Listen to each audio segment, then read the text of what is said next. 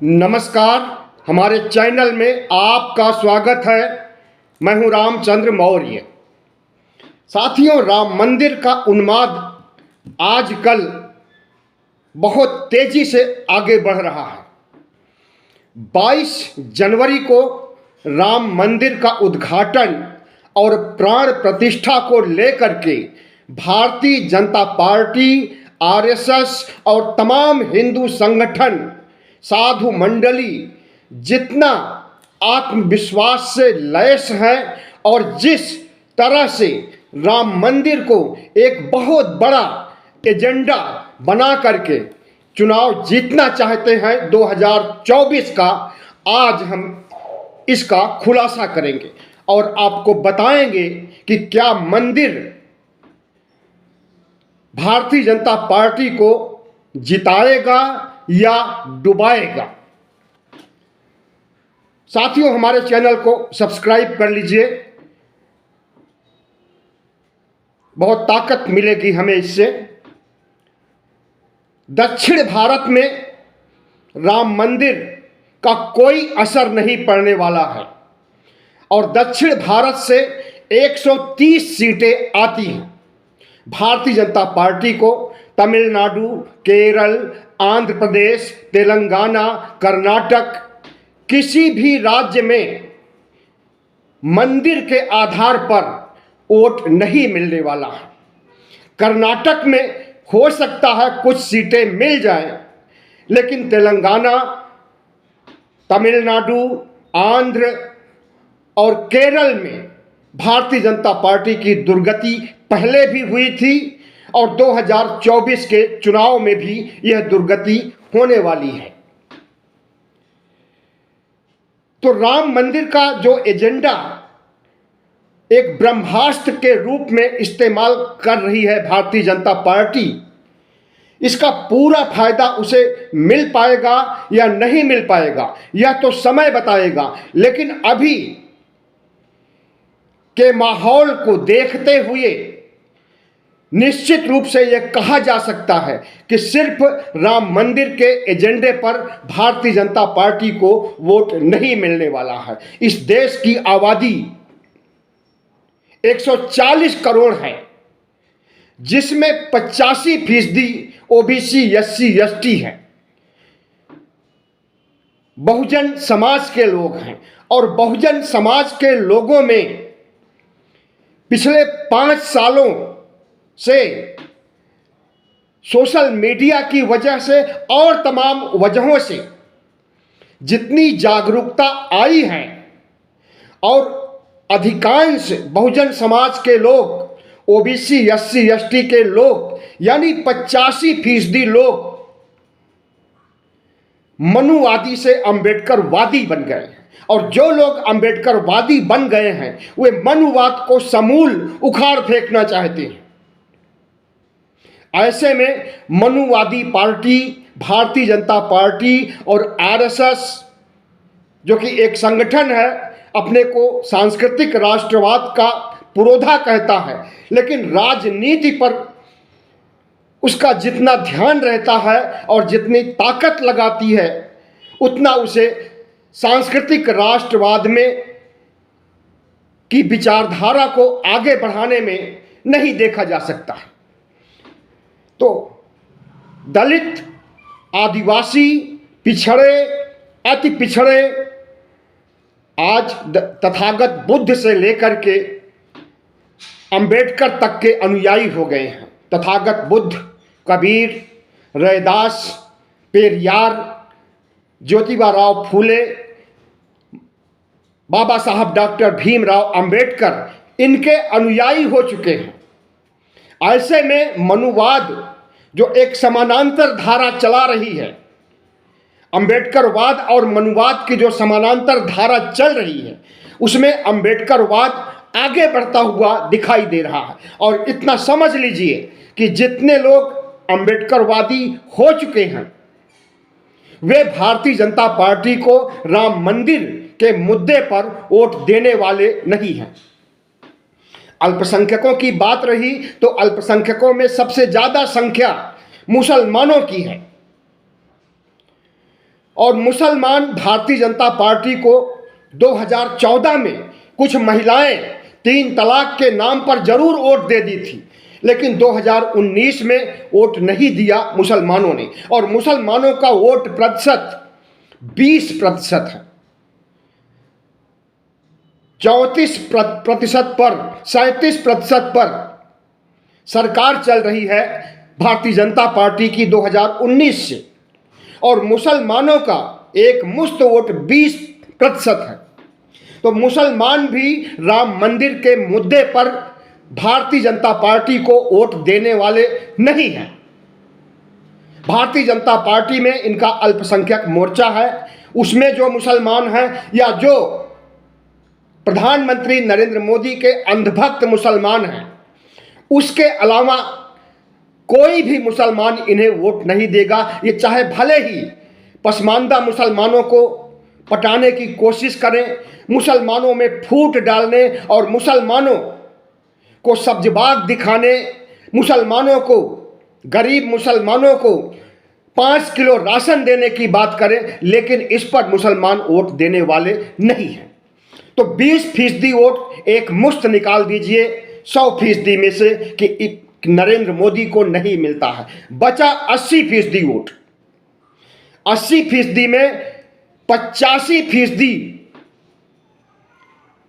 जो OBC SC ST के लोग हैं, इन 85% में हम नहीं कहते कि सभी अंबेडकरवादी हो गए हैं, हम ये भी नहीं कहते कि सभी मनुवादी हैं पहले की तरह, लेकिन इतना अवश्य है कि जब से सोशल मीडिया अस्तित्व में आया है, तब से अंबेडकरवाद और बुद्धिज्म का जितना प्रचार हुआ है, और सोशल मीडिया पर देखिए तो एक तरफा डॉक्टर अंबेडकर, महात्मा तथागत बुद्ध, पेरियार और फूले के पक्ष में तमाम पोस्ट आपको मिलेगी, और इनके प्रति श्रद्धा का भाव रखते हैं। जो लोग पहले मनुवादी थे, जो लोग पहले भारतीय जनता पार्टी को वोट देते थे, उसमें से अधिकांश लोग अंबेडकरवादी हो गए हैं और बुद्धिस्ट हो गए हैं। ऐसे में भारतीय जनता पार्टी अगर यह गुमान पालती है कि उन्हें पिछड़ों का एक मुश्त वोट, जैसे 2019 में 44% ओबीसी वोट दिया था भारतीय जनता पार्टी को, उस तरह का वोट नहीं मिलने वाला है। उसका आधा हो जाएगा, या यूं कहें कि आधे से कम हो जाएगा, जो मंदिर मुद्दे पर वोट देगा भारतीय जनता पार्टी को। क्योंकि 2019 में ओबीसी जनगणना की बात नहीं उठी थी, ओबीसी हक अधिकारों को देने की बात नहीं उठी थी, और इस बार विधानसभा चुनाव से ही पूरे भारत की फिजा में ओबीसी जनगणना का प्रश्न उठाया जा रहा है, और ओबीसी को हक अधिकार देने की बात कही जा रही है। ऐसे में भले ही 3-4 राज्यों में जो अभी अभी चुनाव हुए हैं, उसमें ओबीसी मुद्दे पर वोट नहीं मिला हो, लेकिन इतना निश्चित है कि मत प्रतिशत ज्यादा मिला है भारतीय जनता पार्टी की अपेक्षा कांग्रेस को। कांग्रेस को थोड़ा बहुत नहीं वोट ज्यादा मिला है, 10 लाख से अधिक वोट ज्यादा मिला है भारतीय जनता पार्टी से। वोटों के मामले में कांग्रेस ने बाजी मारी है, और सीटों के मामले में बीजेपी ने बाजी मारी है। तो ऐसे में यह नहीं कहा जा सकता कि इन 3 राज्यों में जहां अभी चुनाव हुआ है, 3 नहीं 4 राज्यों में, वैसे तो 5 राज्यों में हुआ है, इन 4 राज्यों में यह कहें कि राम मंदिर के आधार पर वोट पड़ा है या धार्मिक ध्रुवीकरण के आधार पर वोट पड़ा है, तो इसे कतई स्वीकार नहीं किया जा सकता। अगर राम मंदिर के मुद्दे पर वोट पड़ता तो एक मुश्त वोट भारतीय जनता पार्टी को जाता, और कांग्रेस के हाथ 15-20% वोट से ज्यादा नहीं आता। लेकिन स्थिति यह है कि जिन राज्यों में हार हुई है, वहां पर भी 40% से ज्यादा वोट कांग्रेस को मिले हैं, और तेलंगाना में तो बिल्कुल स्वीप कर गई है कांग्रेस। जिस तरह से भारतीय जनता पार्टी 2014-2019 में उत्तर भारत के हिंदी बेल्ट में स्वीप करती थी, ठीक उसी तरह से राहुल गांधी स्वीप किए हैं तेलंगाना में।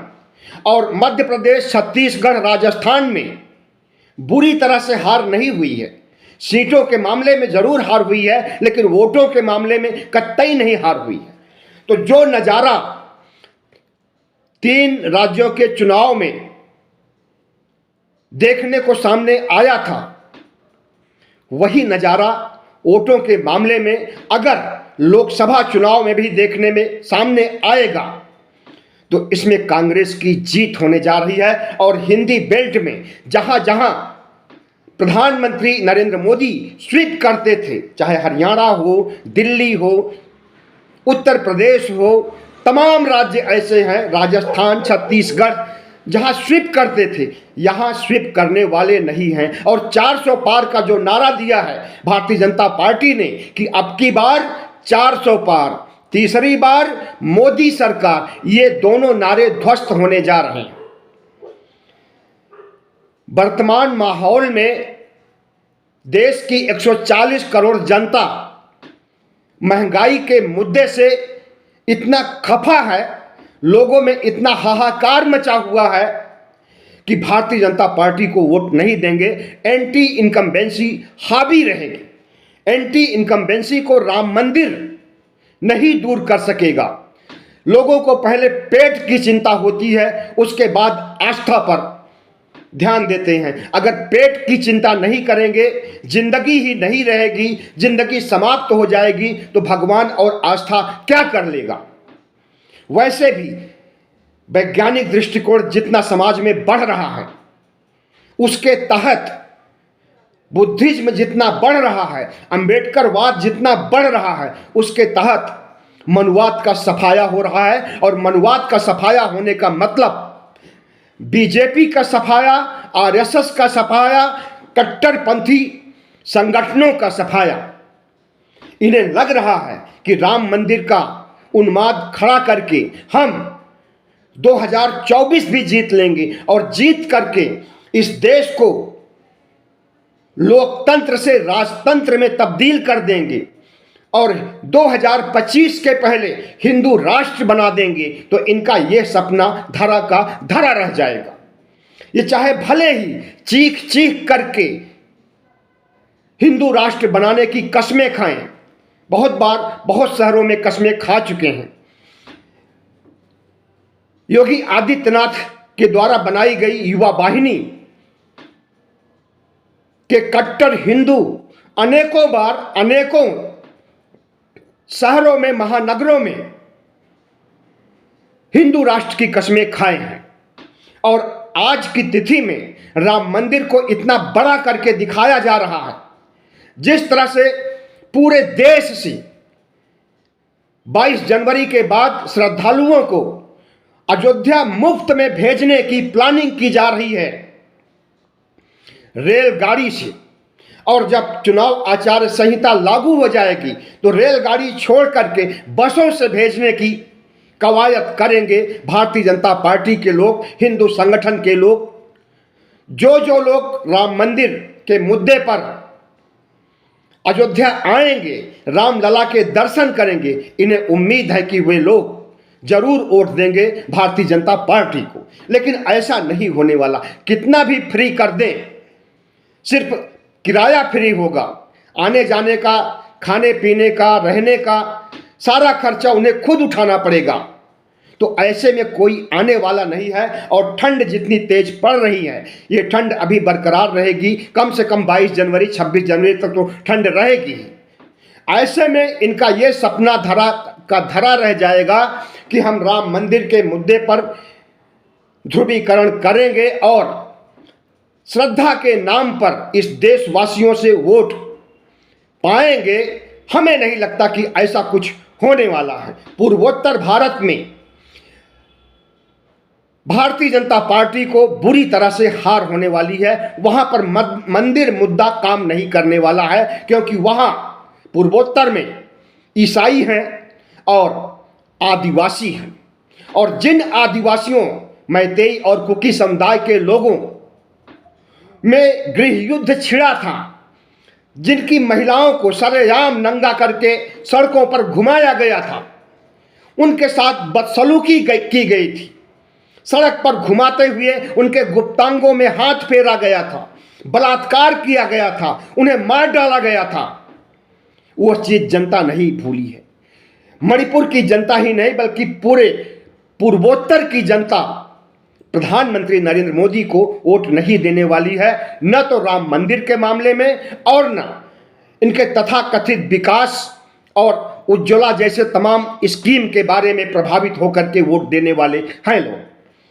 हिंदी बेल्ट में, जिसे काऊ बेल्ट भी कहा जाता है, उत्तर भारत, यहां पर जहां स्वीप किया था प्रधानमंत्री नरेंद्र मोदी ने 2014 में, 2019 में, इस बार स्वीप करने नहीं कर सकेंगे, क्योंकि उस समय विपक्ष सोया हुआ था, विपक्ष संगठित नहीं था। अगर विपक्ष संगठित होता तो 2019 में ही विपक्ष की सरकार बन गई होती, क्योंकि विपक्ष को 63% वोट मिले थे और प्रधानमंत्री नरेंद्र मोदी को 37% वोट मिले थे।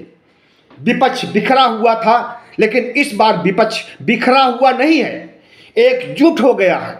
28 घटक दल से अब 29 घटक दल हो गए हैं इंडिया गठबंधन में, और ये सब के सब एकजुट हैं और बहुत तेजी से सीट बंटवारे पर बात चल रही है और सीट बंटवारा 2-4 दिन में हो जाएगा। उसके बाद 14 जनवरी से भारत जोड़ो न्याय यात्रा शुरू हो रही है राहुल गांधी की, यह सबको पता है।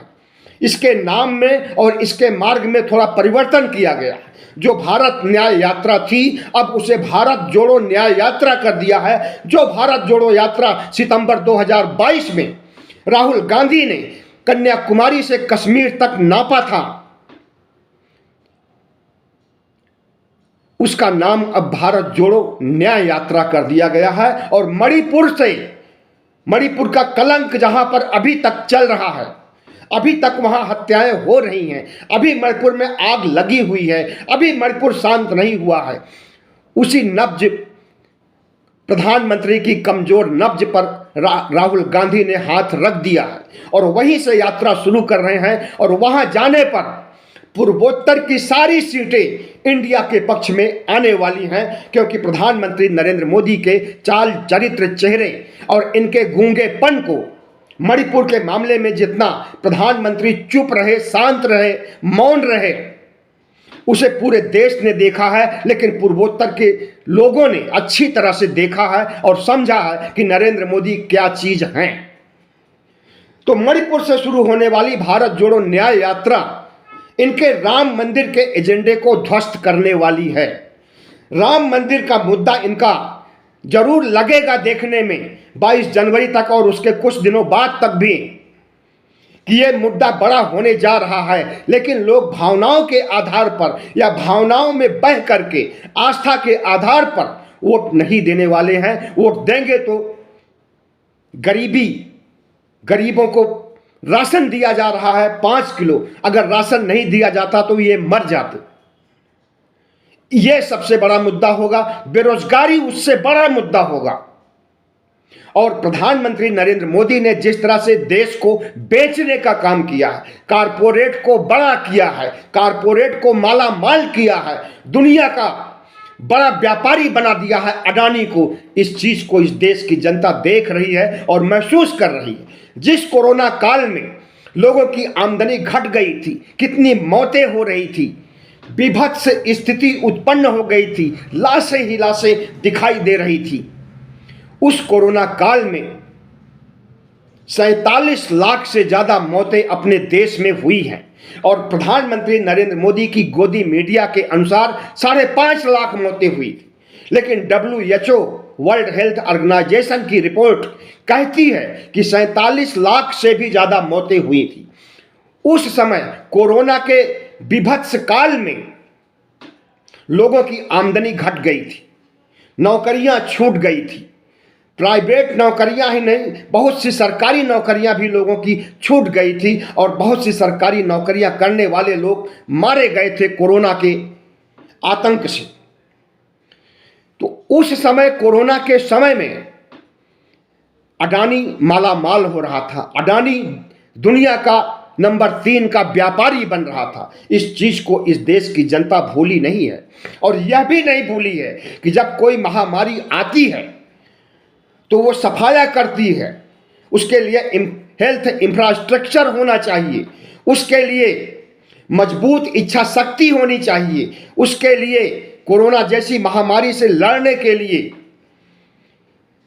ऑक्सीजन होना चाहिए, दवाएं होनी चाहिए, वेंटिलेटर होना चाहिए, अस्पताल होना चाहिए, बेड होना चाहिए, लेकिन कुछ भी नहीं। और इसकी वजह से 47 लाख मौतें, तो इस चीज को भी भुगत चुकी है। और जो मौतें हुई हैं उन्हें आज तक सहायता राशि नहीं दी गई। सुप्रीम कोर्ट ने अपने फैसले में कहा था कि जितने लोग कोरोना से मारे गए हैं उन्हें सहायता राशि दी जाए, लेकिन कुछ लोगों को दी गई है, इससे इनकार नहीं किया जा सकता। और एग्जैक्ट आंकड़े नहीं जारी किए गए हैं सरकार की ओर से कि कितने लोगों को दिया गया है सहायता राशि। तो इन चीजों से हम ये कह सकते हैं कि प्रधानमंत्री नरेंद्र मोदी की अकल मारी गई है। और अकल मारी का सबूत तो उस समय भी मिल गया था जब कोरोना इस देश में प्रवेश कर रहा था, दुनिया के देशों में लॉकडाउन चल रहा था, और हमारे यहाँ कोरोना के आने पर ताली और थाली बजा करके कोरोना का स्वागत किया जा रहा था। कितना बड़ा पागलपन किया इस सन की प्रधानमंत्री ने। इसे कैसे समझा जाए कि कोरोना का स्वागत करने के लिए ताली बजाओ, थाली बजाओ, दिया जलाओ, इस तरह का कार्यक्रम आयोजित किया गया था। तो इसी बात से समझ लेना चाहिए कि प्रधानमंत्री नरेंद्र मोदी के पास इवेंट है, इवेंट के जरिए वो चुनाव जीतना चाहते हैं, और धार्मिक मामलों में भी वो इवेंट बना देते हैं। राम और भगवान को, कृष्ण को, शिव को इवेंट बना देते हैं और खुद विष्णु के अवतार बन जाते हैं। विष्णु के अवतार की बात मैं नहीं कह रहा हूं। मंदिर ट्रस्ट के प्रमुख चंपत राय ने इस बात को कहा है कि प्रधानमंत्री नरेंद्र मोदी साक्षात विष्णु के 11वें अवतार हैं, तो नरेंद्र मोदी की पूजा होनी चाहिए। उसी राम मंदिर में नरेंद्र मोदी का भी स्टैचू होना चाहिए, क्योंकि विष्णु के अवतार हैं, इनकी पूजा होनी चाहिए। और प्रधानमंत्री पद से इन्हें इस्तीफा दे देना चाहिए, और नहीं देंगे तो जनता इन्हें हटाने जा रही है 2024 के चुनाव में। 2024 का चुनाव सिर्फ इंडिया नहीं लड़ेगा, सिर्फ विपक्ष नहीं लड़ेगा, बल्कि इस देश के 95 करोड़ मतदाता भी लड़ेंगे। इंडिया गठबंधन बन करके खड़ा हो जाए, इतना ही काफी है। अगर वो प्रचार नहीं करता है तब भी वो जीतेगा। कैसे जीतेगा? क्योंकि प्रधानमंत्री नरेंद्र मोदी से इस देश के जनता की 95 करोड़ लोगों की सीधी लड़ाई है, और इस सीधी लड़ाई में पलड़ा भारी होगा, विपक्ष जीतेगा, इंडिया जीतेगा। तो जिस तरह से आरएसएस के अखबार ने खुद स्वीकार किया है कि राम मंदिर का मुद्दा, धार्मिक ध्रुवीकरण नहीं चलने वाला है, उसका अखबार चीख चीख करके लिख रहा है, ऑर्गेनाइजर नाम है अखबार का, कि इस बार हिंदू ध्रुवीकरण का, राम मंदिर का मुद्दा नहीं चलने वाला है। आरएसएस का भी कहना है कि प्रधानमंत्री नरेंद्र मोदी का चेहरा नहीं चलने वाला है, प्रधानमंत्री नरेंद्र मोदी का मोदी मैजिक नहीं चलने वाला है। इस बार लोग मोदी मोदी नहीं बोलेंगे, इस बार लोग इंडिया को याद करेंगे और इनके एक सशक्त विकल्प के रूप में इंडिया का चुनाव करेंगे। भारतीय जनता पार्टी को बहुत भरोसा है अपने ऊपर कि राम मंदिर के मुद्दे को इतना बड़ा मुद्दा बना देंगे कि यह हमें 2024 की नैया पार लगा देगा। लेकिन ऐसा नहीं होने वाला है। जो मैंने कारण आपको बताए उससे भी बड़े कारण मौजूद हैं, जो कि थोड़े समय बाद अपने आप स्पष्ट हो जाएगा। जब इंडिया गठबंधन का चुनाव पीक पर होगा तब पता चल जाएगा कि राम बड़े हैं या इंडिया बड़ा है। बहुत बहुत धन्यवाद। हमारे चैनल को सब्सक्राइब कीजिएगा, लाइक कीजिएगा, शेयर कीजिएगा, ताकि हमारी आवाज़ 95 करोड़ मतदाताओं के पास तक पहुंच सके और 140 करोड़ लोगों के पास तक भी पहुंच सके।